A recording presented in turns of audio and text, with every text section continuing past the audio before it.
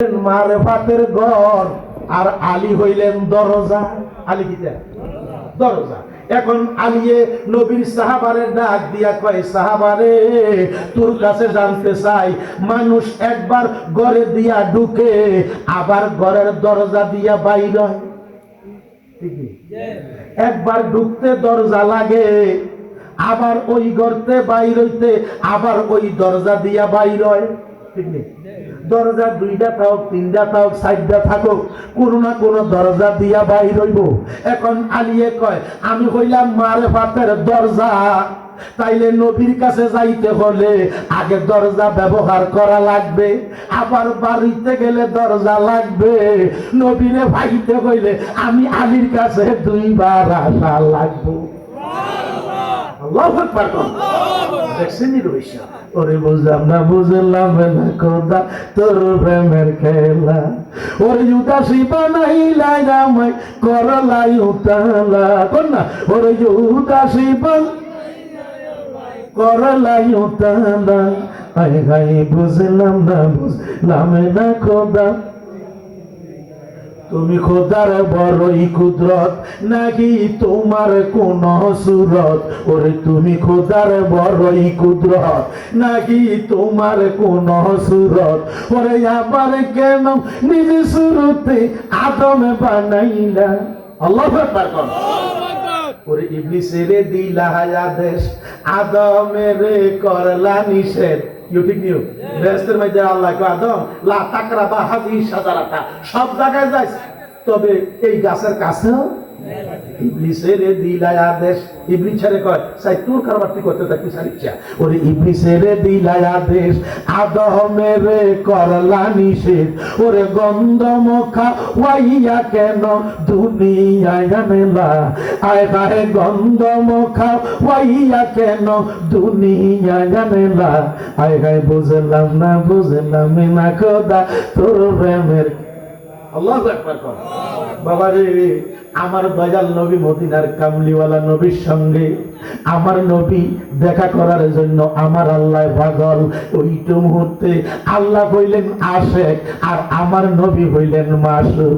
যে আগে ভালোবাসে তারে কয় আশেক, যারে পছন্দ করে সে হইল মাসুক।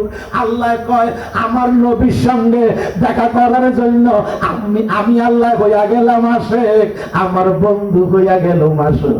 মাসুক তারে কয়, তখন মাসুকের দাম বেশি, আশেকের দাম কম। আল্লাহু আকবার।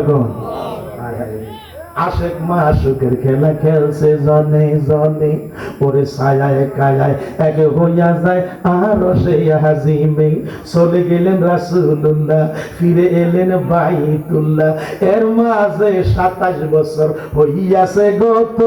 আমার আল্লাহ বলেন আমার নবী আমারই মতো লাগছে নি বেশ অনল সেরে মন গীতা। এই শুরুতে নাম হলো শুরুতে হাকি। আল্লাহু আকবার। একটু দাঁড়াও দাঁড়াও ইয়া মুহাম্মদ, আমার নয়ন ভরে তোমায় দেখবো। বলেন না, একটু দাঁড়াও দাঁড়াও ইয়া মুহাম্মদ, আমার নয়ন ভরে মনের স্বাদ মিটাইয়া তোমায় দেখবো, পরাণ ভরে তোমায় দেখবো। একটু দাঁড়াও দাঁড়াও ইয়া মুহাম্মদ, আমার নয়ন ভরে। এক রাত্র নবী ছিলেন উম্মে হানির ঘরে, জিবরাইল আসিয়া তখন বলে বিনয় করে, ডেকেছেন আল্লাহ পাকে মেরাজে যেতে হবে। মেরাজে গেলেন নবী, আলাপন হলো সবই, বিদায় কালে আল্লাহ তাআলা বলেন বেকার। আর আমার আল্লাহ বলেন দেখার ইশাত মিটলো না আমার দোস্ত, আরো কিছু সময় থাকো। আল্লাহু আকবার। দোস্ত আরো কিছু সময় থাকো, মনের স্বাদ মিটাইয়া তোমায় দেখবো। একটু দাঁড়াও দাঁড়াও ইয়া মুহাম্মদ, আমার নয়ন ভরে তোমায় দেখবো। নবীর শানে গান গাইলে কোনো গুণ হইব নি? হ্যাঁ, আর যদি কোন আগুন আনেগা আগুন আনেগা বিরিকা খেতাগান গা বালিশান গা গইতাম আল্লাহ আল্লাহ আল্লাহ আল্লাহ। নবীর মিলাদ নাই, ইয়াম নাই, কেউ ঠিক নিও গরু সারা গরু দিছে তোরা সবাই চাইয়া যা 200 টাকা প্লেটের দাম পেয়া থাকলে কিনা খা আল্লাহ আল্লাহ আল্লাহ। নবীর মিলাদ আছে, নবীর প্রেম নাই, নবীর ভালোবাসা নাই, আসেনি? কিন্তু নবীর প্রেমে আমরা যদি মিলাদ করি তো গরু থেকে বেটা এটা কি ফ্যান, আর তারা গরুর জবাই করে ব্যবসা করি না যায়, এটা কি রাগুন নাই কোনো, আরো ধরে কোন রাগুন নাই, রাগুন না সাইয়েন। আল্লাহ কসম করে কই আমার নবীর প্রেম আমার নবীর মোহাব্বত না থাকলে আগে মোহাব্বত তারপরে আবাদত। আগে গীতা আরো ধরে কোন আগে গীতা মোহাব্বত তারপর হইল।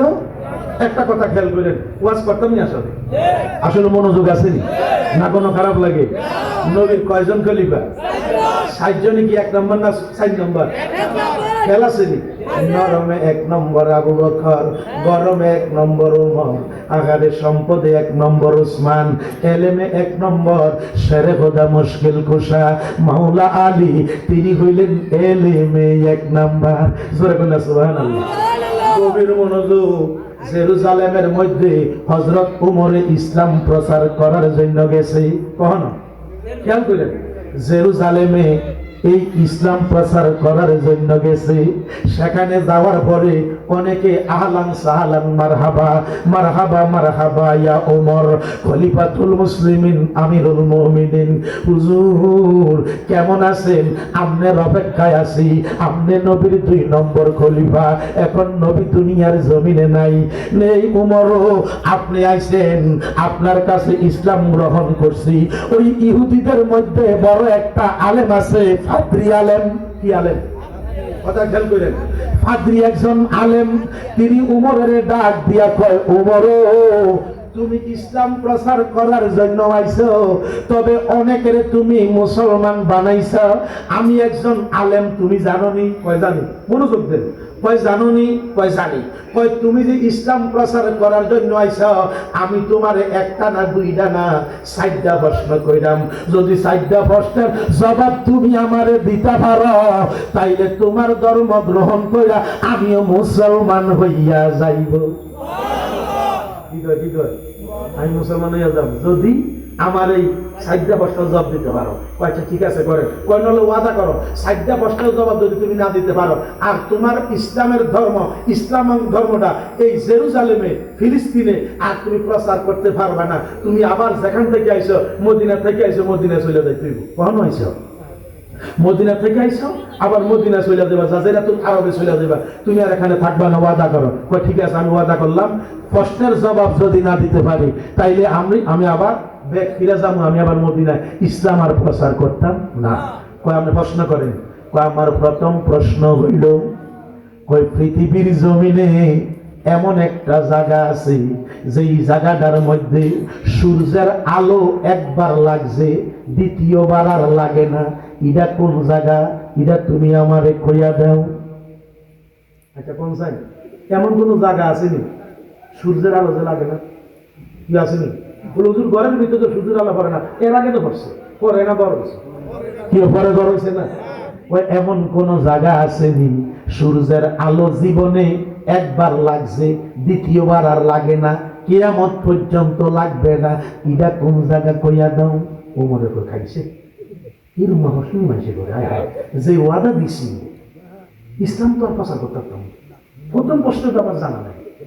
কি করে প্রথম প্রশ্নে আমার জানেন এমন ভেসের মধ্যে আটকাইছে, একবার শিক্ষকের ছাত্র অঙ্ক দিছে, ও ঢাকার থেকে সিটাঙ্গের দূরত্ব যদি 300 কিলোমিটার হয়, কষান আমার বয়সটা কত বলল নি?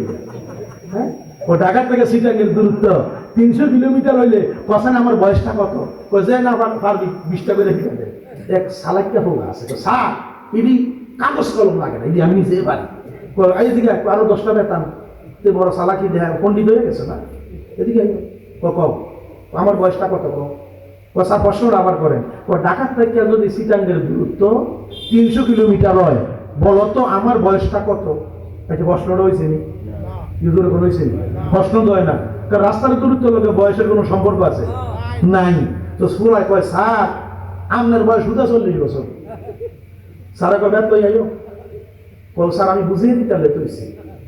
স্যার স্যারে কইতেছে আমি আর মাত্র 4-5 বছর আছে, আমি রিটায়ার হয়ে যাবো, সরকার বাদ দিয়ে দিব আমারে। আর তুই কথা আমার বলে 40 বছর, চাকরির বয়স হতো প্রায় 60 বছরের কাছাকাছি।